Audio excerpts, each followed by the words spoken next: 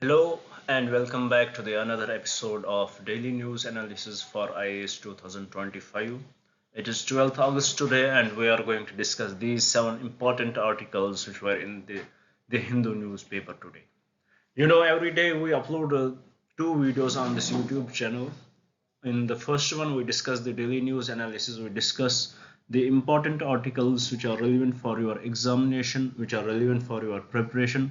We try to break them into the simplest language possible so that it would be easy for you to understand these articles, to understand the concept behind them, and also it will help you to pile up your information, to pile up your preparation. And also in the evening session we upload another video in which we discuss the daily quiz. We discuss the in the daily quiz session we discuss the questions which are related to the current affairs, so that it will give you the brief idea how the questions could be formed from the current affairs, and also help you revise your current affairs. And also in that session we discuss few previous year questions too, so that you will get the absolute idea how the questions do come in the exam, and what can be the methods by which you can solve those questions, and also implement that knowledge, get the knowledge from those questions. So with this we will start our discussion, but before starting this discussion I would like to request you guys, please do subscribe the channel, share it with your friends, and also do write in the comments what are the changes which are needed for in my teaching style, so that I can improve and also help you guys in your preparation. So with this, let's have a look at the topics which we have to discuss today. The first one, it is about the Hindenburg report raises political storm.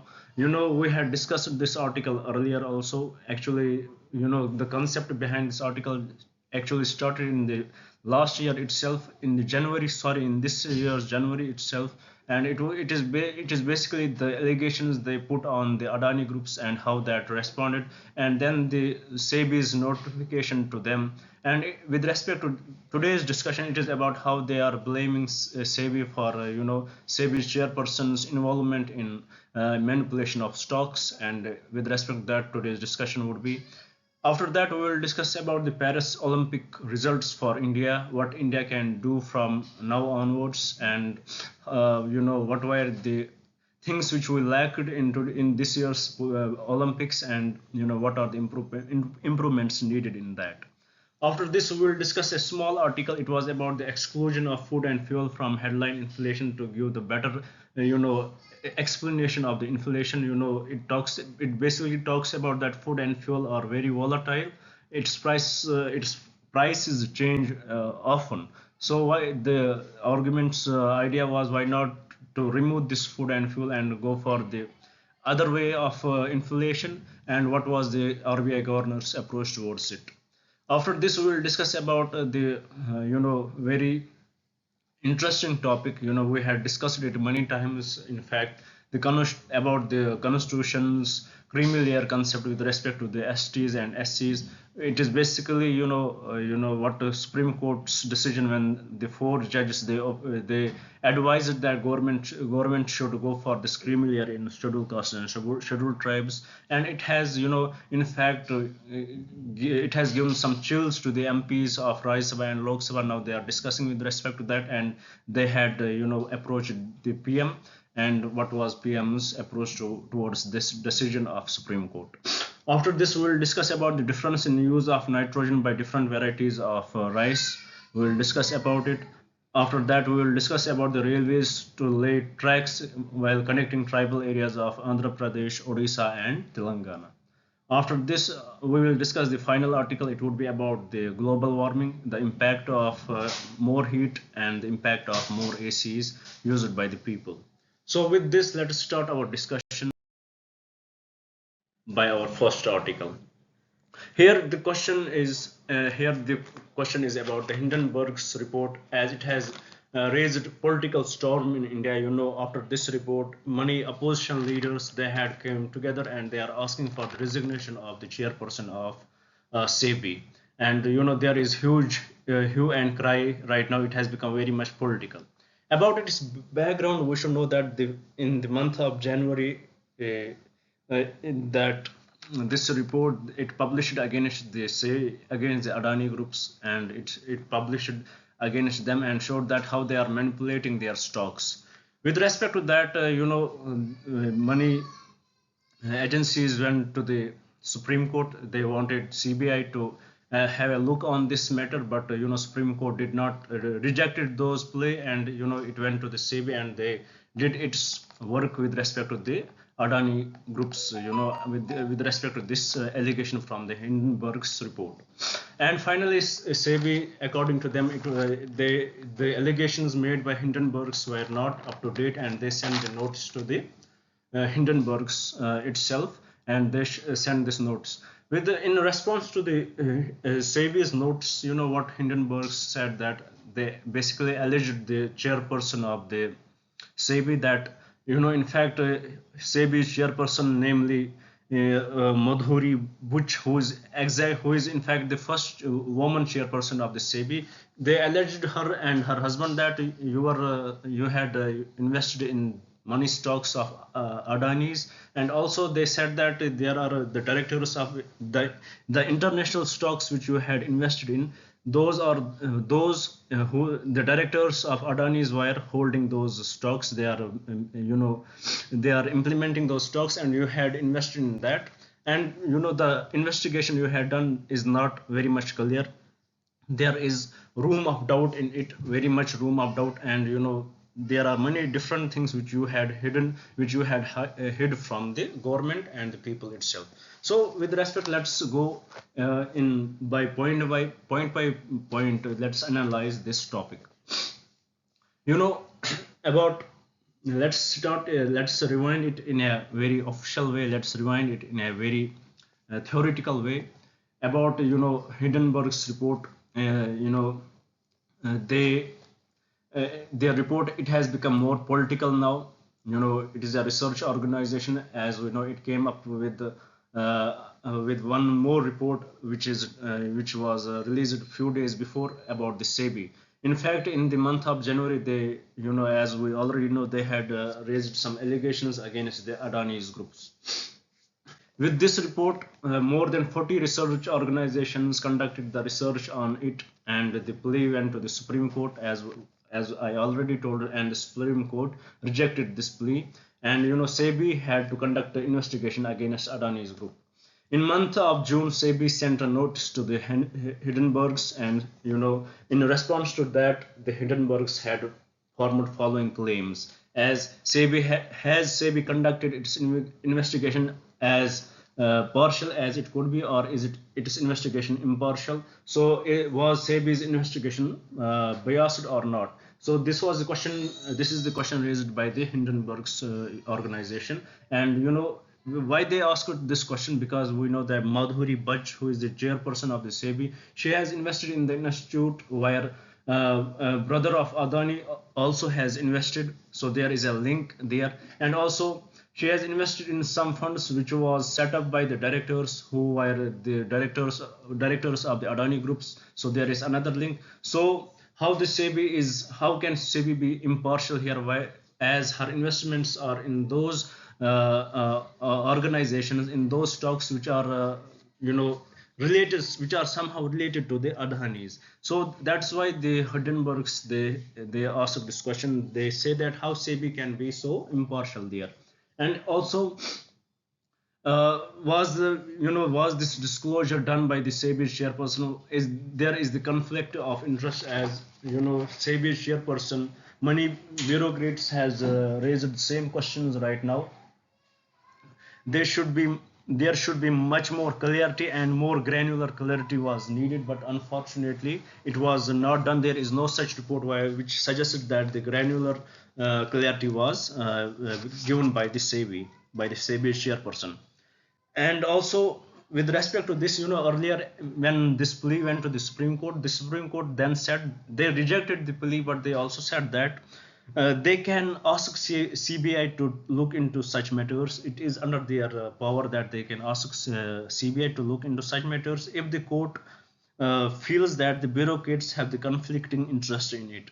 So with this, the same argument is used in this matter also. As we had seen, there is the conflicting interest, there is the conflict of the interests, and also with this, the money opposition party members called for the resignation of chairperson, because they feel that there has been manipulation of the stocks by her, and she in fact tried to protect the Adani groups.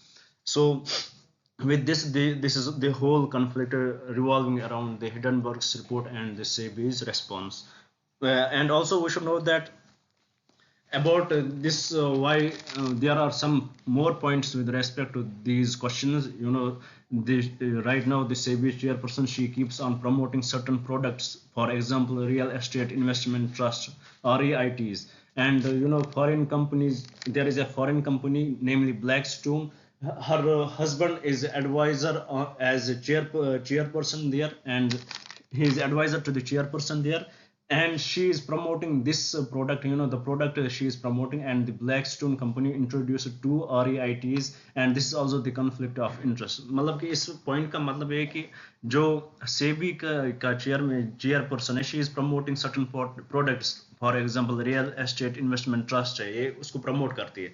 और अब अगर हम इसका connection देखेंगे, how is it relevant to these allegations, इसका husband जो है, he is the advisor to the company namely Blackstone, उसके चेयरपर्सन का एडवाइजर है, and after she is promoting these real estate investment trusts, that foreign company Blackstone, they came up with two REITs, and here we can see the conflict of the interest. So with respect to that, this the opposition, government opposition parties, they are demanding the joint parliamentary committee over this, and they are demanding the resignation of the chairperson of the SEBI.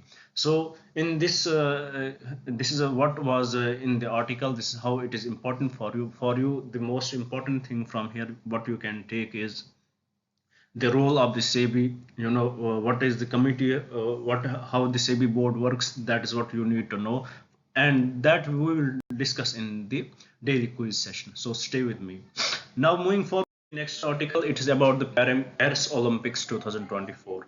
It was concluded recently. Paris Olympics concluded, and we saw our report card, the report card of India. Now the question is, in the UPSC or any civil service examination, they are not going to ask how many medals do we won in Paris Olympics 2024, but they are definitely going. They may ask you what were the government schemes with respect to the Olympics, and and what were the certain issues which arose in the Olympics.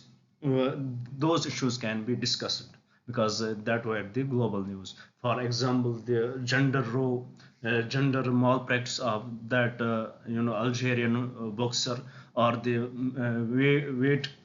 weight cutting issue of the Indian wrestler, how she missed weight by only 100 grams. Such questions may be asked.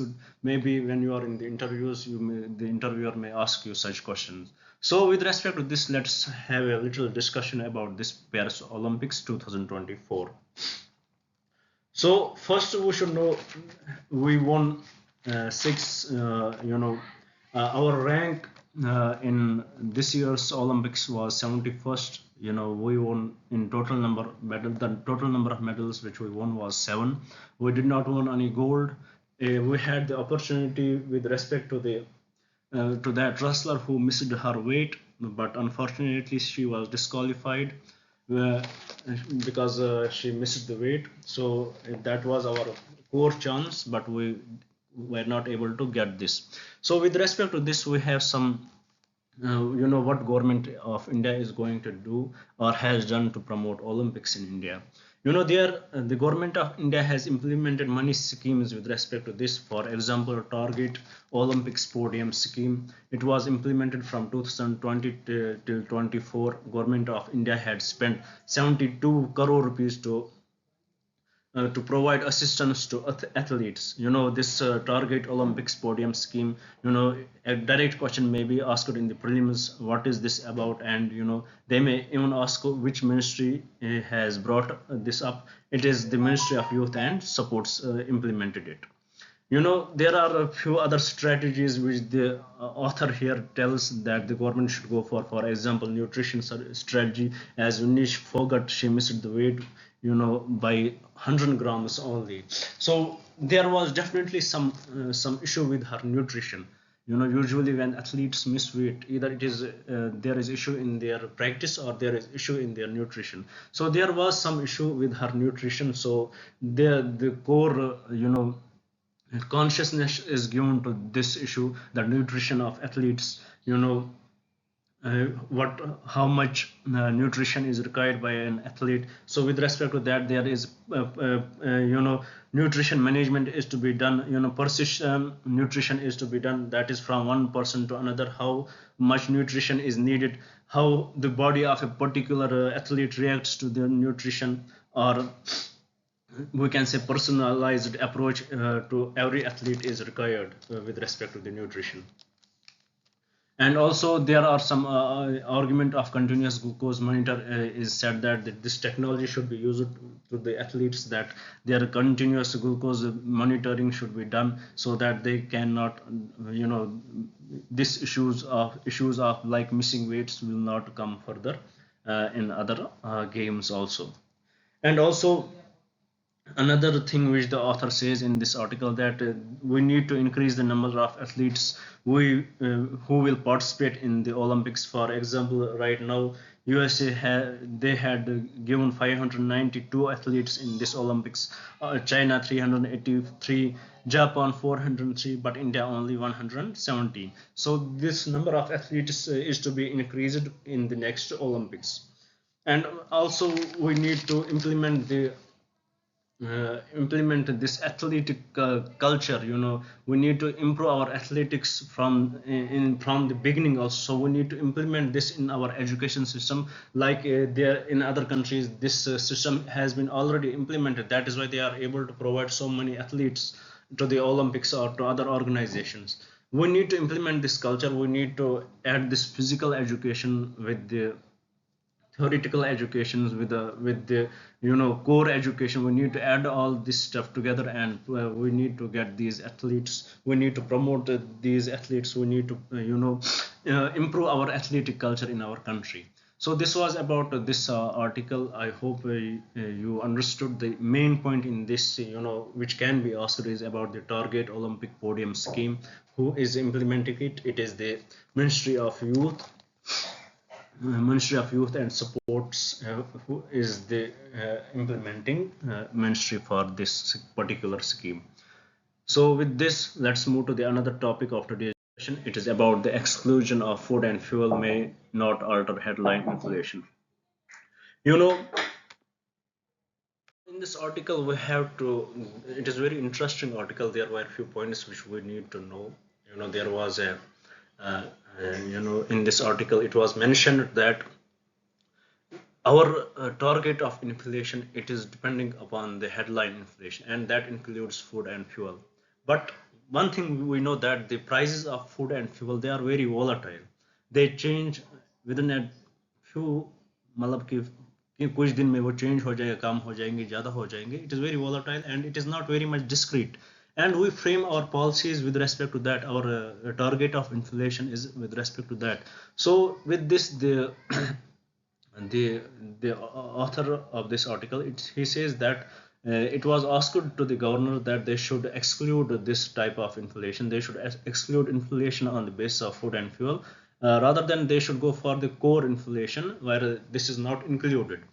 तो उससे क्या फायदा होगा? They will get the discrete idea of the policies, how to implement it, and what are the necessary means. But this governor of the RBI, he rejected it. Why he rejected it? Because he said that this food and fuel, it impacts the common man, and that is the target of ours. The impact, how it impacts the common man, it impacts their their activities, it impacts, मतलब कि इसका impact उन पे होता है. सो मतलब कि जब इस चीज़ का इम्पैक्ट कॉमन मैन पे आ जाएगा, so his actions would retaliate to it. अगर प्राइसेस कम हो ज़्यादा हो जाएंगे, so they need more money for them with respect to this. अगर inflation ज़्यादा होगी, so they need more money in their hand to cope up with that inflation in food and fuel. So our basic target is the common people. So with that argument, the RBI said that it is not proper to counter to cut this food and fuel from our inflation target. And also it was asked that they should revise the target. Right now it is 4% inflation plus or minus 2%, and with respect to that, it is said that the inflation targeting may be increased to the 5% with the bandwidth of 100 base points plus or minus 1. So this is the core concept behind this article. So let's go in a proper discussion, like a paper discussion to it. You know, with respect to this first point, which was mentioned, that as we know that government of India, they published economic survey recently, 2023 to 2024. In this chapter 5, there was some questions asked, like how can we promote farmers earning. So with this, there was the answer that we need to review inflation targeting system. You know, monetary policy committee use concepts of headline CPI inflation. You know, this headline CPI inflation as a nominal anchor. What it is, and when it is above 6%, 7%, the range is the range of this inflation is 4% plus minus 200 base points, which is plus minus 2%. In the headline, we include the prices of food and fuel, and their prices are very much volatile, short-lived. So we are making the argument was we are making policies which are not representatives of about actual change in the economy. The prices of food and fuel affected by supplies, they are affected by the supply side forces, and why not remove certain commodities, calculating inflation, exclude food and fuel commodities. So this was the argument. And we should also know that in response to that, retail inflation will affect the common man. Prices of food and fuel affects the common man, and prices of food keeps on when the prices of food keeps on increasing. Forgot where I was because I got an important call, but let's recap it from here, that the retail inflation will affect the common man, and prices of food and fuel, they affect the common man. So prices of food keep on increasing. Workers will demand higher wages, and with higher food inflation, headline inflation will be higher, and it has the capacity to drive the core inflation. So RBI governor says we don't want to leave this food inflation. So their focus is on the target of inflation. Their focus is on the headline inflation to include food and fuel, because they are very much their impact is very much seen in the common people. So with this, we complete this topic also. Now let's move to the another topic about the constitution does not have the provisions of creamy layer in the scheduled castes and scheduled tribes.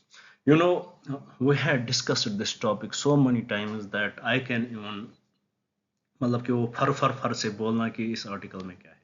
Now let's see what was in the article. We saw how the Supreme Court gave the judgment with respect to the subcategorization of the scheduled castes, that they gave this right to this, that it is the right of the state governments to subcategorize the scheduled castes. With respect with this judgment, the Chief Justice of India, he gave the main focus on this. He made main statements about this subcategorization of scheduled castes. But in a separate argument, the four judges of that bench, they opined that they suggested that the creamy layer concept should be also introduced in the scheduled castes and scheduled tribes. The government should implement this creamy layer concept in scheduled castes and scheduled tribes. So here the question is, what is this creamy layer? In simpler terms, those who had been benefited from this reservation of scheduled castes and scheduled tribes, they will get excluded. For example, there are some IAS officers or other officers, or they have higher income, they will be excluded from this, and those who had not got benefited yet, they will be only included. This is the concept of creamy layer.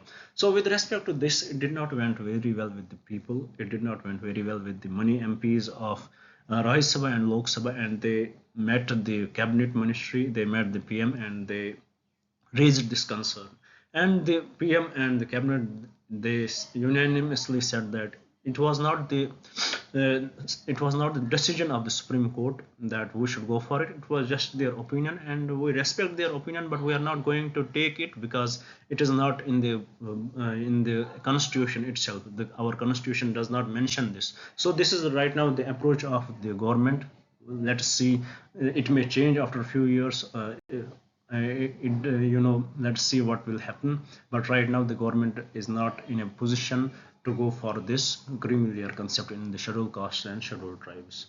So with this, let's move to the article. It talks about the biotechnologists. They detected difference in use of nitrogen by rice varieties.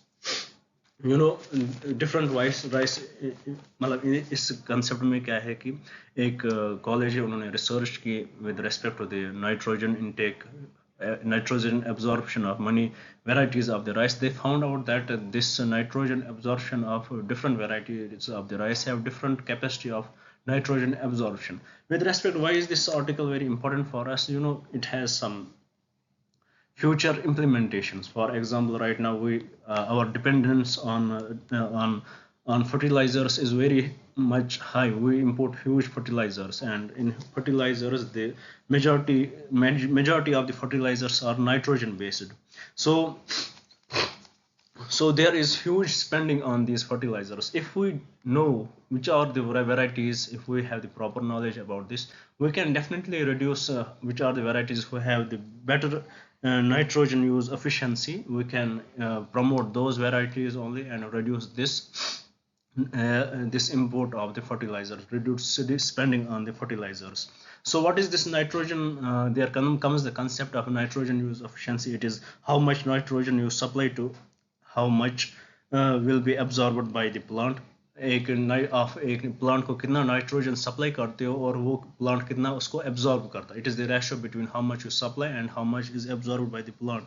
If we detect that, if we know that, we can definitely reduce the use of these nitrogen based fertilizers. We can reduce the pollution caused by this nitrogen based fertilizers. So this is very huge research, and it will have definitely huge economic and ecological impacts on our society. So with this, let's move to the another article. It talks about that railways to lay tracks connecting tribal areas of Andhra Pradesh, Odisha, and Telangana. It is an additional route from the these states are already connected, but this is the additional route. These states have the tribal population. By this route, the government will be able to support the lot of support this tribal population. They will be able to supply lot of goods for tribal population, for example medicine, for example seeds for cultivation. And we also know that these areas of of our country are very much agriculture dependent.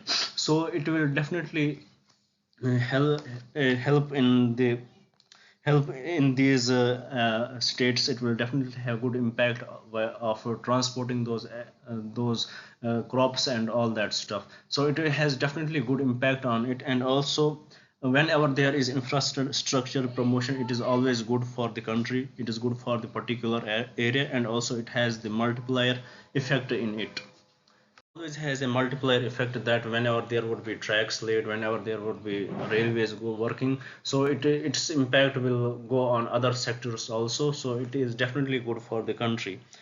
you know we also discussed that these states are associated with the agriculture production, so transportation will become much more better. And these roads can be used, if there is on the conventional roads there are some disasters, they can be used as an alternate route. So this is the very good news for the particular states and for our country itself. Moving forward to the last article of today's discussion, it is basically more heat, more ACs, and more global warming. It is a continuous circle that, as we know, that a globe is warming at a very high speed, and the temperature rises are impacting the people. People usually are not comfortable with the high temperatures. So what do? They go for the air conditioners to cool their rooms down, to cool it down. But unfortunately, we know one thing: when they buy the air conditioners, because of the air conditioners there are some release of gases, for example, chlorofluorocarbons, carbons or hydrochlorofluorocarbons, and they impact the ozone, and it also increases the global warming. But it a simple concept which we are discussing from our childhood, but there is another angle to it. Whenever, right now, if we will look at the states, how much ACs are used, it is approximately 2.5 billion ACs are used worldwide right now, and its number is increasing day by day. But one thing we should know, that when a customer goes to buy the AC, there is a rating system of ACs. Usually, the higher rating ACs, they are energy efficient, but their cost is very high. Their initial cost is very high, and there are low star ACs who are not that much energy efficient. What customer does? He goes for the low star ACs. They buy those ACs. These ACs, they use more electricity, and when they use more electricity, now the question arises, from where we get this electricity? We get this, most of this electricity is we are getting is from the fossil fuels, and those, when we burn those fossil fuels, they increase the global warming. So this is the continuous circle of increasing the global temperature, increasing those gases which lead to the global warming. So there is a need of assessing. It is the duty of every country to assess these conditions, to go for those, usually if they want to go for the ACs, or air conditioners, go for those who are energy efficient, which can reduce the dependence on fossil fuels, and also go for the zero emissions, reduce the fossil use of the fossil fuels, go for other sources of energy. So this was about this article. I hope you understood it. With this, we complete today's discussion. So please do stay with me for the next session of daily quiz. We will discuss very interesting questions in that session that would be very much useful for you, that will help you revise your current affairs, and also help you pile up the question bank for you guys. And when your exams would be near, it would be very easy for you to crack those exams. With this, we complete today's discussion. I hope you would like the video. I hope you would share it with your friends. Thank you very much. Thank you for staying with me.